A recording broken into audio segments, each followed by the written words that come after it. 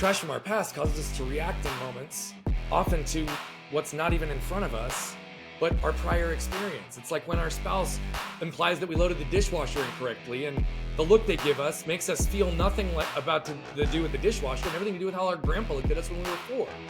It's these things we tried to put up in a box and pretend weren't there, yet they show up consistently as your fatal flaw.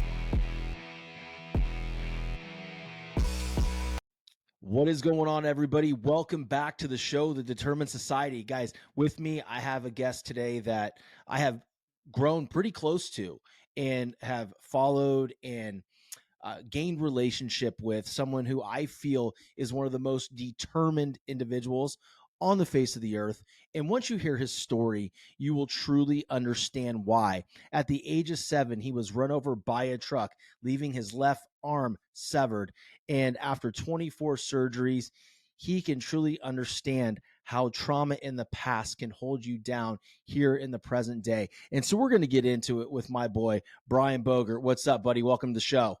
Sean, dude, I'm so happy to be here with you today. Oh man, the feeling's mutual, dude. This, like I said, man, before we were recording, it's just been a long time coming, and I truly believe that things happen when they're supposed to. So here we are, both looking as svelte and handsome as ever, and we're gonna get down and dirty. So here I we love be. it, brother. I love it. Yeah, That's dude. that's that's what it's all about, man. It truly is. It's, in a life that moves so quickly, right? We have to embrace all the moments and in all the seasons and everything, but eventually they all come around.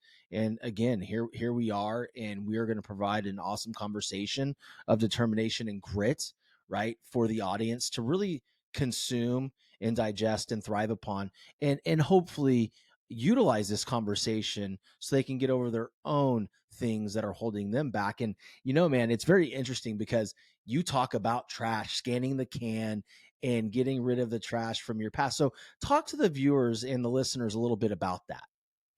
Yeah, so I think it's really important to understand. I mean, I think, there's a lot of narratives out in the world that people believe they're stuck because they have the wrong strategy or tactics in their life, right? Like, if I learn this new sales system, if I get this new process, if I invest in this new approach, if I finally make $100,000 a year, when I get to $5 million in my business, like whatever it is, it's like these external measurements, and it's also these systems that we try to live in, but that's never what keeps people stuck. It's never what keeps people stuck. They're critically important for leveraging life, relationships, business, and health. Like, critically important. I'm a big fan of systems and processes. I'm a big fan of understanding new knowledge and how to apply it. But the singular thing that keeps every single one of you stuck isn't any of those things. It's the trash from your past, right? It's the things that have emotional triggers, behavioral patterns, environmental conditioning that are tied to them. It's those moments that you've tried to bury, those moments that you've never talked about publicly in the world, the moments of pain, maybe trauma, maybe not. Maybe it's just those times that you didn't feel seen and understood or connected or understood or valued in your life. And it caused you to armor and protect yourself. And trash from our past causes us to react in moments, often to what's not even in front of us, but our prior experience. It's like when our spouse implies that we loaded the dishwasher incorrectly, and the look they give us makes us feel nothing about to do with the dishwasher and everything to do with how our grandpa looked at us when we were 4. It's these things we tried to put up in a box and pretend weren't there, yet they show up consistently as your fatal flaw. They show up consistently as those things that get in your way and your biggest problems. I absolutely love this because before I met you, right, and we've had these conversations, I'm always transparent. Like, you've helped me more than you know. All right. And to those of you that are watching and listening, my boy Brian here helped me understand that I was relying on external forces to create my own inner power, like different anchors, right? Secondary anchors instead of internal. And when he's talking about trash from our past, and even something as funny as loading the dishwasher wrong, today, this happened literally before the show, right? I heard my wife go, ugh. And I'm like, what's up? And she goes, well, you loaded the plate like this wrong, and that's how things break. And I'm like, instantly internally triggered. And it's not really about what she said, because what she said is probably right. And I remember how I loaded it. I'm not very good at Tetris in the actual dishwasher. So I had everything kind of cockeyed and kind of squeezed in. The reality is, the truth was, it could have broke. But I was hearing my dad tell me I wasn't good enough, right? Yep.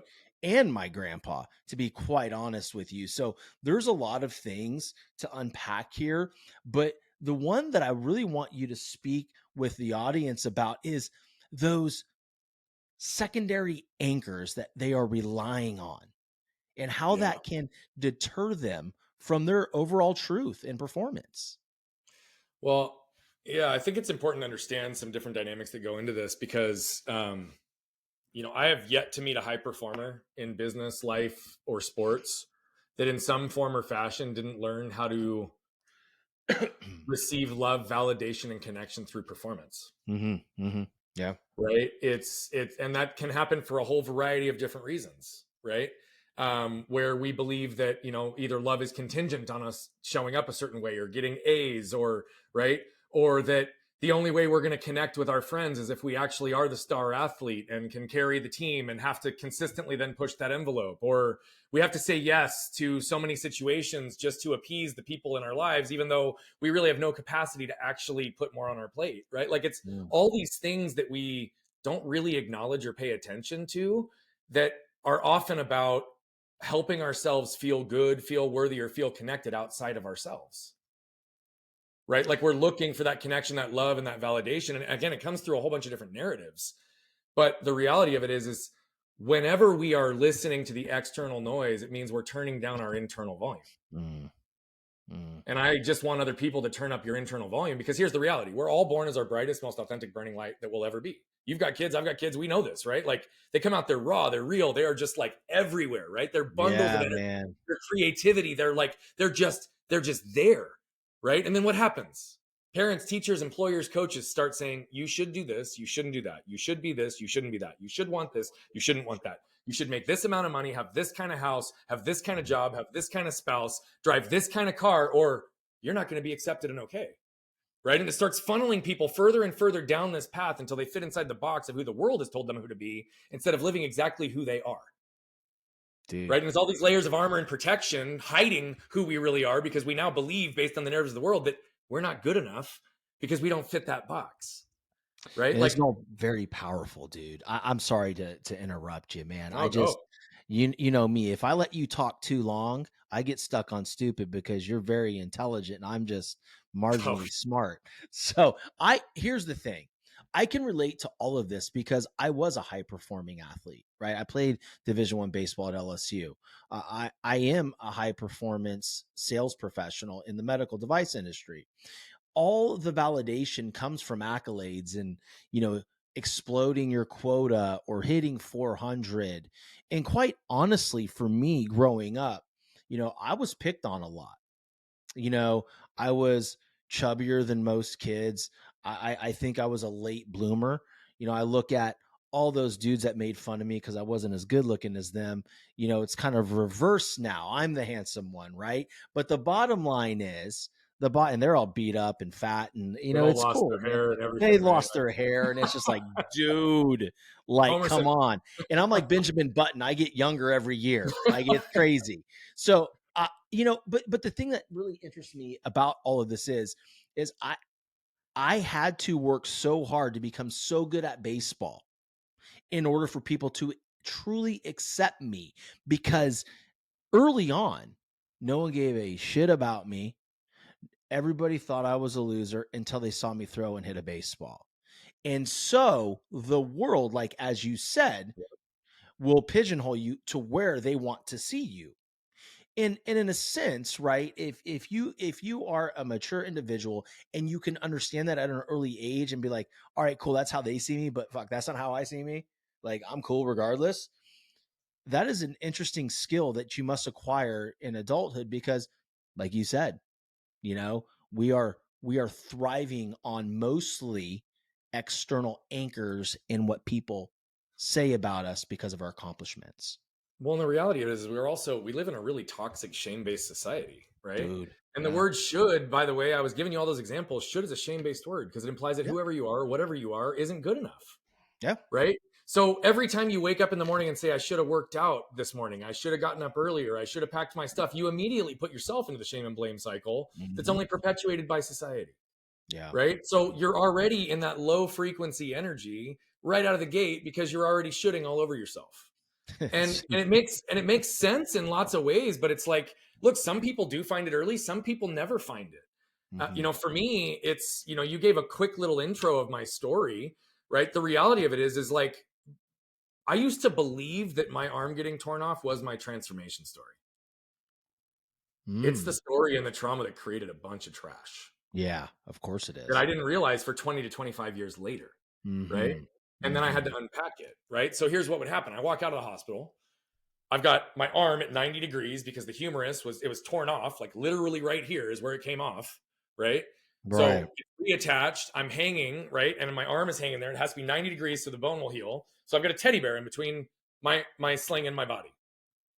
Inevitably, I'm going to get asked, right? Everybody's like, "Oh, what happened to you?" Right? Yeah.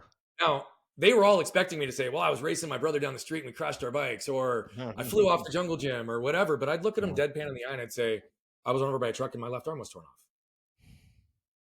And I got really used to seeing jaws hit the floor, and then they would pause. 99% of the time, they'd pause and they'd turn to look at my parents for validation, which told me what? They didn't believe my truth. They didn't Mm, believe my story. They needed another person to validate my own truth.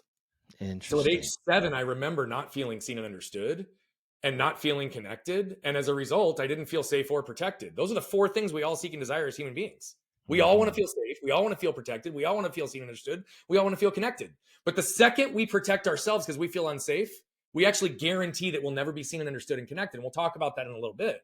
But the other piece of it that I also got put into it was this, Sean. Those same people and so many others started viewing me through their lens of what they'd be capable of in my situation and immediately limiting me. Well, Brian's never going to be able to do this. Brian's never going to be able to do that. Brian's never going to be able to do these things, right? And pardon my language, but I said, fuck that. Like at Yeah. 7, those weren't my words, but that was the reaction I had, right? Like, who are you to tell me no? Right? And so Hmm. what did I do? I created an intellectual narrative because what did I hear? Mindset. If you've got a strong mindset, if you've got mental toughness, you're going to be okay. And I'll be really, really clear. Again, it's a critical part of the equation. But mindset and mental toughness are often misrepresented because people don't actually understand. They're just masking, right? Hmm. Because here's what happened. My mental narrative was this: Brian's good, Brian's strong, Brian's capable, Brian can do anything himself. Now, what the world added to it that I didn't, and I didn't give him permission to, was, oh, and if Brian needs help, he'll ask for it, right? Fast Right. forward to age 20, and I'm snowboarding. I go down and I re-break my left arm. Same spot it came off at. Almost Hmm. lost it again. Went 10 months with it hanging by my side. 7 surgeons who were afraid to touch me because of medical malpractice. And at any moment, having the risk of veins or nerves or any of the reconstruction being clipped at any time. I got into a really, really, really deep, dark, and depressed state because I was surrounded by people in that time of my life, friends, brotherhood brothers, like girls, like all over the place. I was Hmm. a very social person, but nobody was there. And here's the thing, I'm not upset with any of them Hmm. because they bought into my narrative. Brian's good, Brian's strong, Brian's capable, Brian can do anything himself. But the narrative they added that wasn't going to be my truth is in the most vulnerable period of my life, I didn't have the courage to ask for help. Mm. So I remained alone. I remained disconnected. I remained isolated. And I started to shift towards this concept of understanding, well, mental toughness alone, if the world buys into it, it also has the ability to hurt me, right? What I really did was I buried a lot of trash. I buried a lot of beliefs. I showed up because the world told me not to feel emotion, right? I pushed through. And every time I pushed through, I pushed that trash down, building more and more pressure up in it. Yet I'm still feeling disconnected, right? And the reality of it is I'll give you one more section of this because it's important to understand the dynamic and the path. So what did I do? I focused on human connection for that next period of my life. Vulnerability and authenticity, which I believe are the glue that binds human connection. I got really good at asking questions, got really good at sharing just enough to get other people to lower their walls so that I could enter in and fix all their problems. What I didn't realize unconsciously is I was still avoiding my own, Mm. right? And then what did I do? I chased all the whats because that's what the world told me to do, right?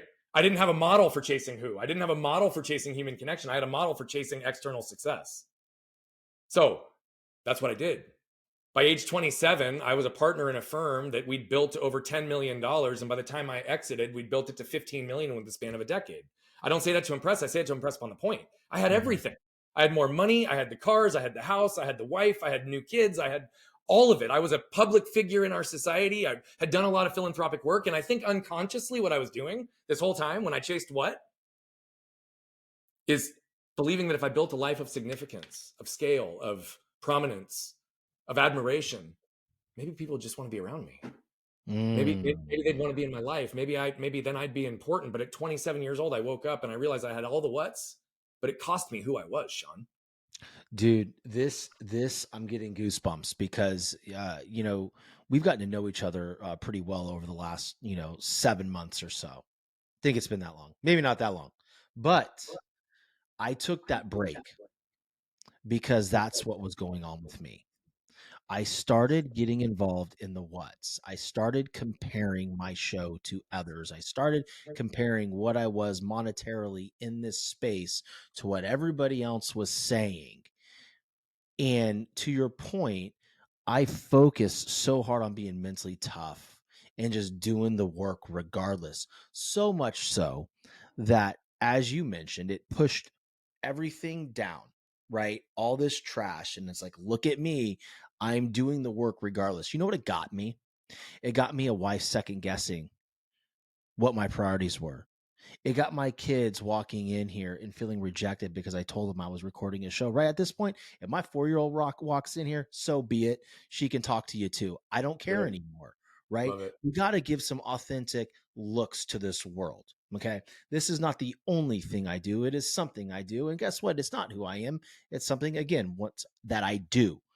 And what happened was I looked around and I saw my wife and I disagreeing more. I saw me being quick to anger, quick to trigger, and I'm still not perfect.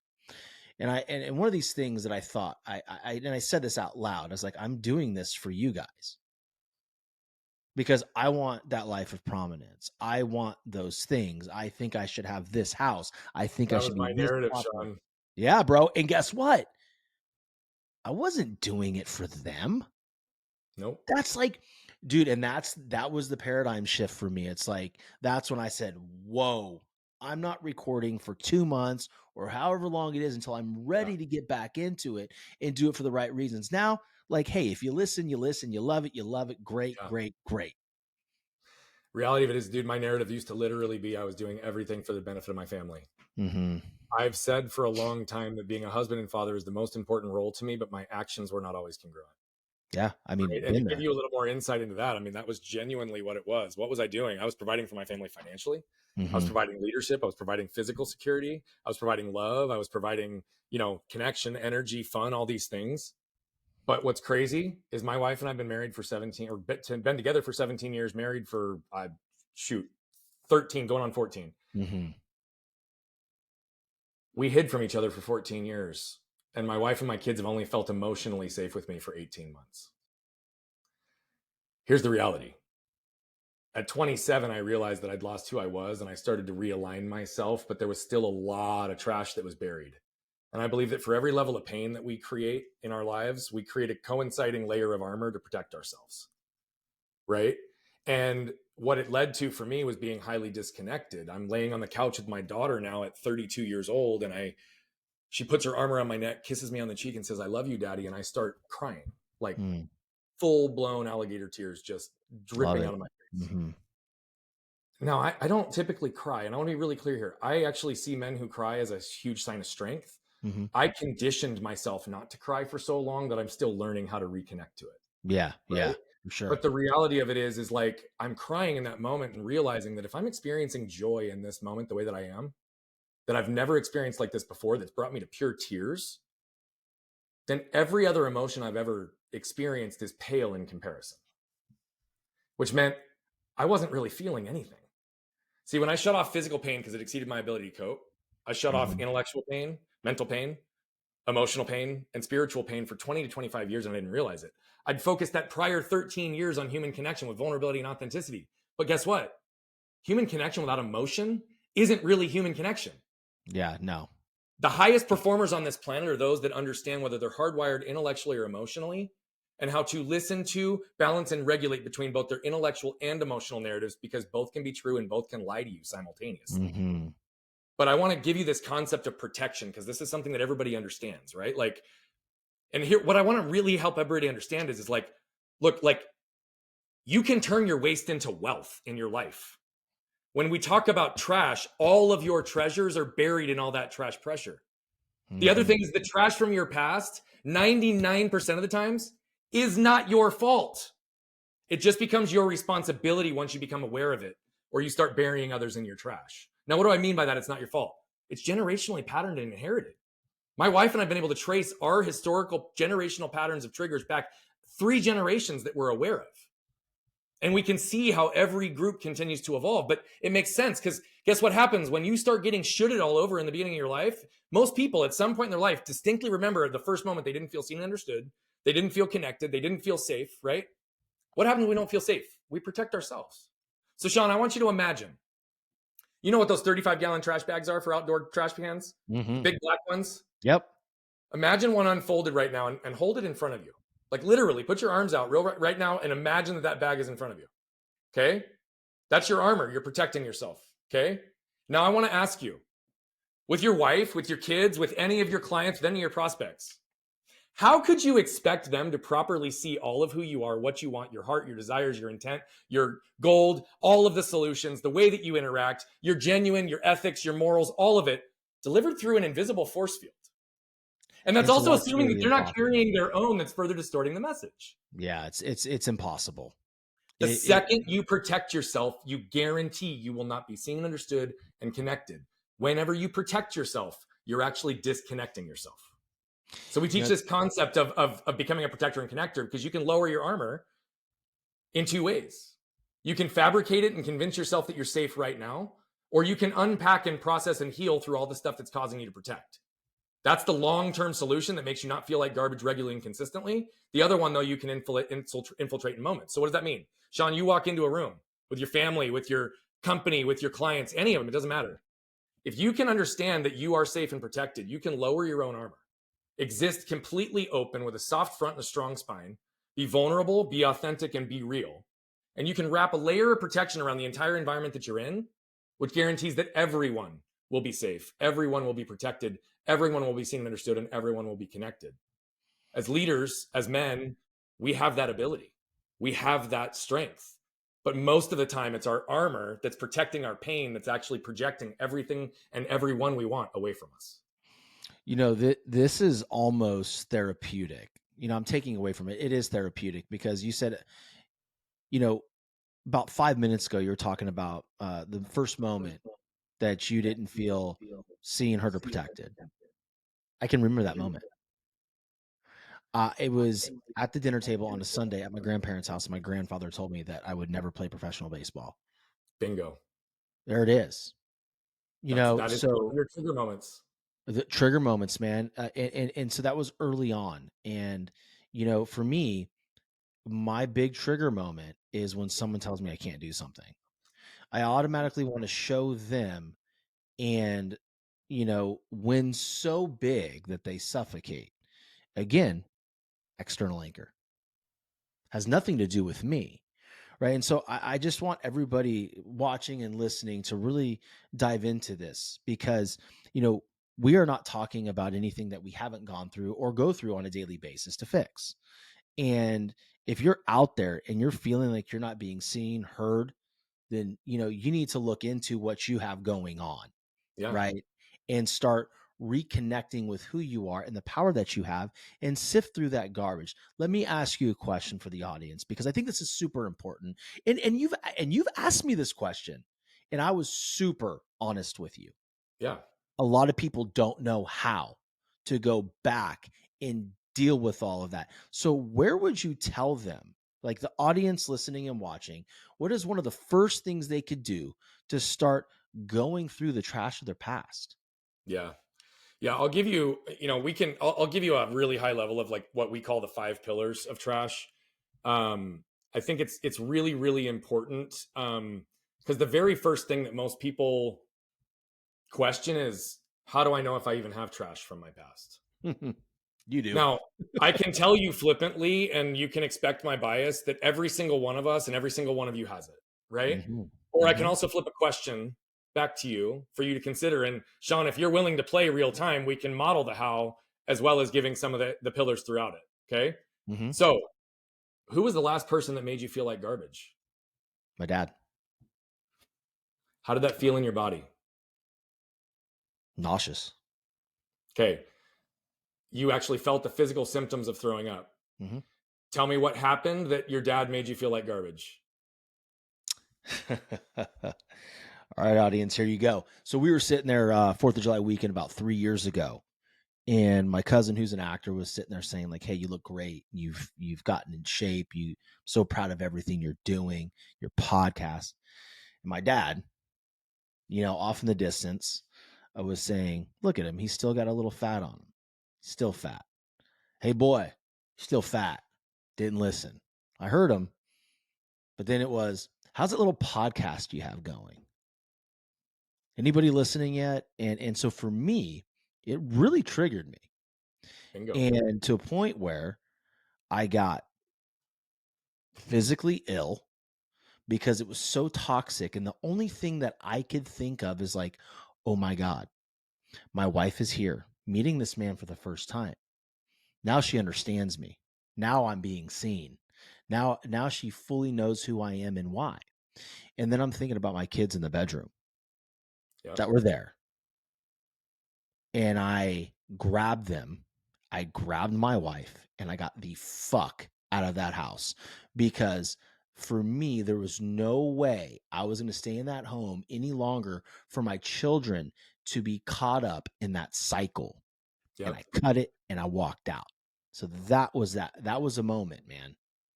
I haven't spoken to him since, and I won't. Okay. Well, that's something that we'll take offline, by the way, because I've got some thoughts I'll reflect back to you, but we'll It goes save it for much the deeper debate. than that, by the way. But Yeah. yeah. Yeah. No, I know that. But thank you for going there and for Huh? playing with us. What you just stepped into is two things. It's the first two pillars. Okay. The first pillar is awareness, and the second pillar is ownership. And what I want to be really clear of is when I say five pillars and I say 1, 2, 3, 4, 5, they're not linear.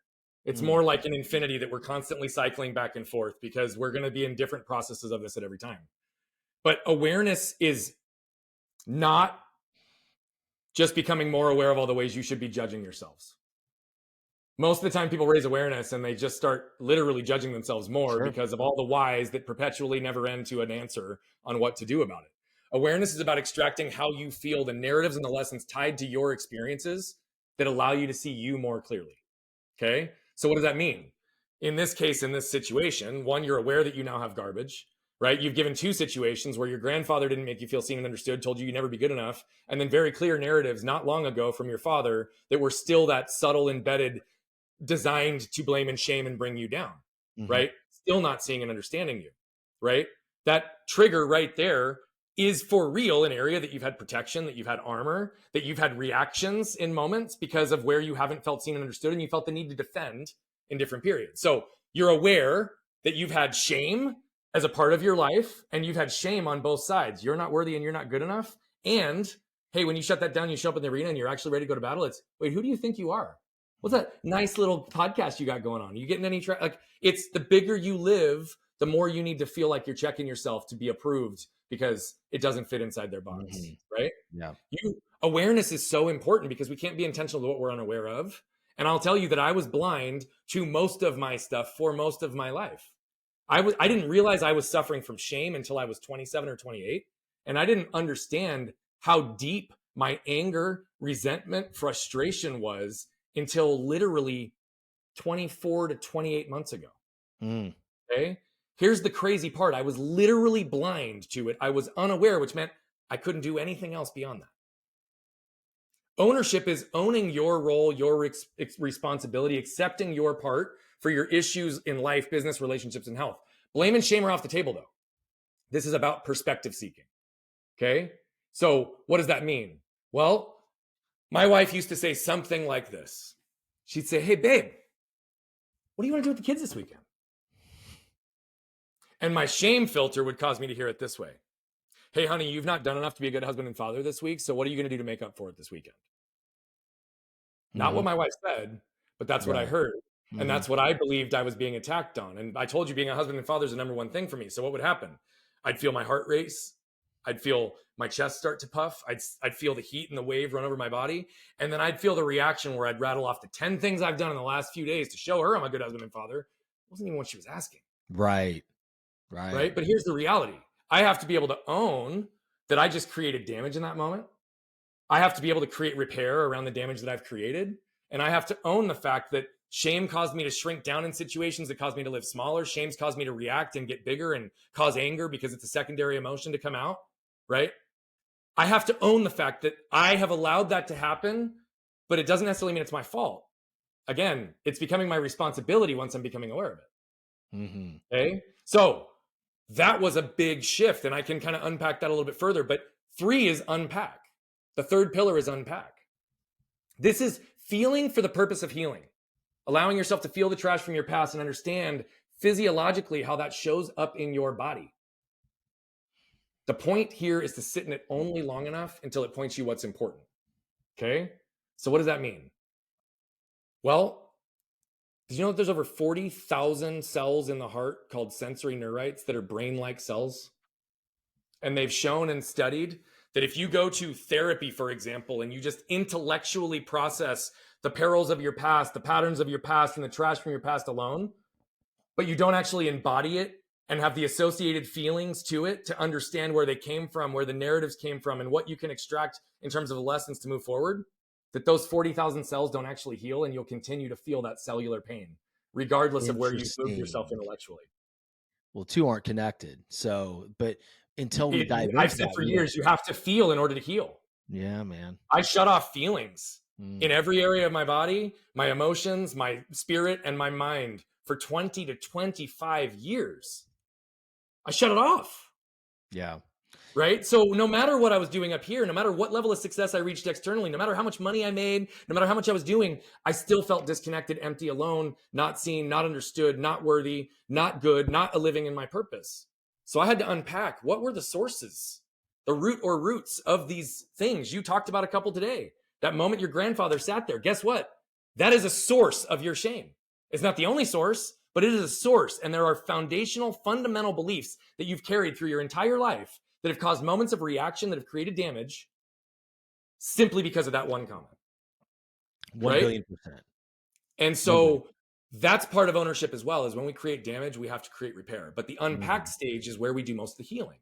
It's where we start to unpack and dig enough so that we can see where the treasure comes from in that situation as well. Guess what? You got a really damn good element of work ethic. You learned how to create discipline. You learned how to follow a path to reach a high level of success, to play Division I baseball, right? Which is still statistically a low of percentage of baseball players ever that make it to D1, Oh, right? We're not even absolutely. talking about the pros, but D1 is a small percentage. You learned how to perform at a high level. You learned how to endure adversity. You learned how to push through certain things. But that means that when you get to reconnect to your feeling, you get to have a little bit more softness in your life, more intention, then that treasure is even more powerful in contrast. And so that's what unpacking also does. It allows you to separate the shame and blame from the people, the sources where this has come from, but start to center yourself in how do you move through it? How Mm. do you heal through it? Right. And we've got frameworks for helping people do this in each stage. 4 is flip the lid, though. Okay. This is literally flip the lid and see what's risen to the top. Lay out your trash in the light. What emotions and thoughts are running through you right now? List them out without any attempt to rationalize. Like, this is about separating from fight or flight in the moment. Right. So this now is in this position where when my wife says something to me like that, like, hey, what are we going to do with the kids this weekend? And I feel a trigger. Part of flipping the lid is to do this real time. Meaning, I know the feeling of reaction. I've spent the time understanding the emotions, the narratives. I've paired them. I've understood them. So when I feel the reaction of protection, I know the second that I'm protecting myself, it's because I'm protecting something that I'm unconscious of, or I heard something incorrectly. So I can center myself and say, hey, babe, I just felt triggered by what you said. Do you mind restating it? Mm. And I'll try to hear it through a more neutral lens. And if for whatever reason I can't, maybe we can pause this and revisit it later so we don't have any moments of reaction that are going to create damage for us. I can flip the lid and literally become aware, own, and unpack my real-time state right in front of me, ensuring I never even create damage. I have the ability to choose and control that in any given moment by taking a breath. Because most of the time when we feel that moment of reaction, it's about pausing in that moment so that we can move. The 5th pillar, I'll run through this one fast and then we'll wrap, but this one is the most important. This It's going to take all of the others to get you to here. Okay. But this is about knowing, how do these emotions and reactions move through your body? How do they move through your world? And how do you move through them? Okay. What does that mean? Well, I used to run a very successful risk management employee benefits consulting business. We worked with a lot of multi-billion-dollar companies that had multiple buyers, long sales processes, long situations. I would be responsible for generating it, maintaining the relationship, but I would introduce our teams and subject matter experts to deploy what we were doing. But typically, I'd be the only one involved in the front of the deal. I can't tell you how many times I'd line up a whole deal. We'd sell it. It was already ours. I bring the team out. I talk fast and I'm loud, if you haven't noticed so far, I love it. right? That's But why. here's the thing.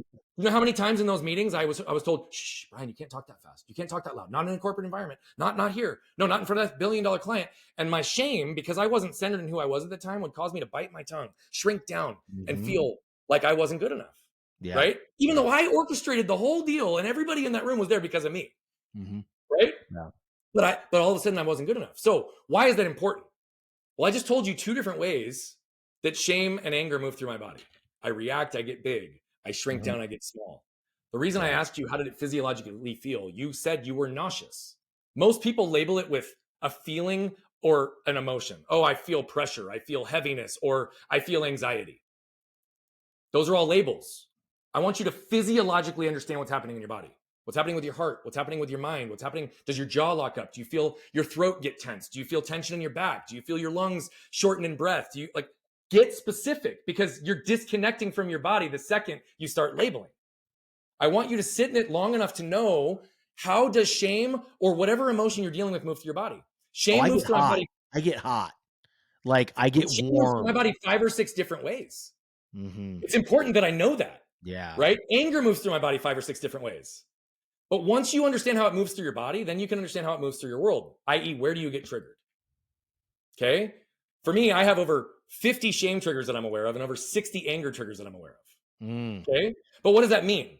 It means that when our doorbell rings and my two chihuahuas go insano pants and I get on sensory overload and it puts me on edge that feels like anger, that I can separate myself in that moment to move through it and not have a reaction against my son who's on the spectrum or my daughter who's hearing impaired who might jump in my lap and feel that edge and energy that had nothing to do with them. It had everything to do with my reaction to the fucking dogs. Right. Fuck. But the reason this is important is, until you know how it moves through your body and moves through your world, you can't catch yourself in the moments where they pattern. Because what's important in that moment is to pause, take a breath, and ask yourself two questions. Is what I'm reacting to due to what's right in front of me, or the trash from my past? And I'll bet you that 99% of the time, it's going to be the trash from your past. You know, And then it's the very second question is, what am I protecting right now? hmm. You know, it's very interesting because my wife is an empath. My So is mine. I mean extreme Yeah. empath. To where, you know, she talks about, she goes, I can see, I either see white on somebody, gray energy or black energy. I my 4-year-old's the same way. And this right here really rings clear that the energy that they may be feeling is my trash. And I That's don't exactly right. mean it's, I mean, it's 1000%, right?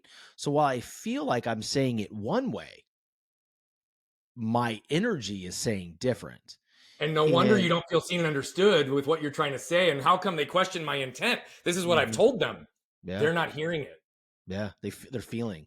They're feeling it. And most Wow. people do, by the way.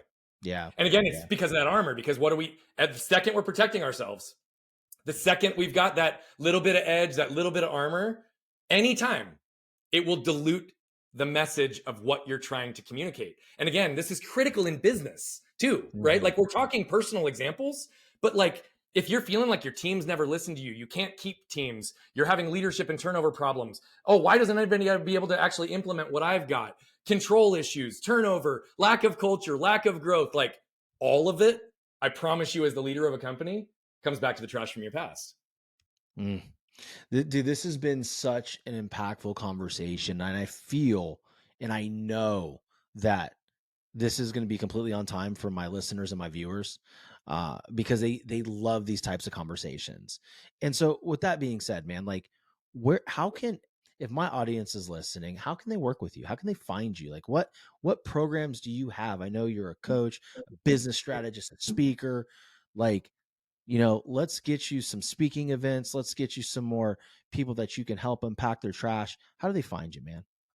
Yeah, I mean, I would say there's two easy ways. If you're a web person, go to brianbogert.com, and that'll get you into our world. It doesn't have all the updated information in every single day because we do it somewhat regularly, but you'll get a feel and you'll be able to get in touch with us. If you're on social media, go to @BogertBrian on any channel, including YouTube. And we put out a lot of free content that's there designed just to help. We've got a number of offers that have zero or very low barrier of entry from a financial perspective for people to enter. And then we have a lot of high ticket stuff and one-to-one and group. Hmm. We've got a transformational retreat in Arizona that is an all-inclusive 3-day literal transference and transformation waste to wealth seminar where we're helping people literally transform in a matter of 3 days and compress months of healing into days and leave with clarity on where they're going and building. We do these regularly and often. We've got community stuff. And yeah, as a keynote speaker, I love to be able to help people understand why digging through their trash is the best way to connect and convert and growing your life and your business. I mean, that's the reality. Nobody wants to dig into it. Nobody wants to look at it, but it is the singular thing that's going to allow you to stand in your power and potential and actually be able to accomplish and attract all the impact, all the people, and everything you desire in your life. And we've got multiple examples of how we unlock that. So yeah, those are some really quick ways. We've got, a bunch of options. Reach out to us and we'll help you find the right path. Awesome. And for those of you listening and watching, these are going to be in the show notes. You're going to be able to connect with him. But I want to give you a little bit of a personal experience that I've had with Brian. He will never make you feel like you have to do something. He will always give you information. He's going to be real with you. And I think you can tell it by this conversation that he's truly out there to help people. So you're not going to run into one of these slimy individuals that just pop into your DMs and force you to do something and make you feel less than or should all over you. And by the way, I share that term. I should all over myself all the time. I'm getting better at it. Hell, I got a workout in at 7 a.m. today and I was excited about it. Didn't give a shit if it was 4:30 or 7. Got it done, man. But guys, I would encourage you to reach out to him. I know a lot of you guys that listen and watch my show reach out to my guests and ask how you can work with them. I would say y'all double the fuck down on this one. Double the fuck down on him because he is the real deal. I love this guy. He's a good friend.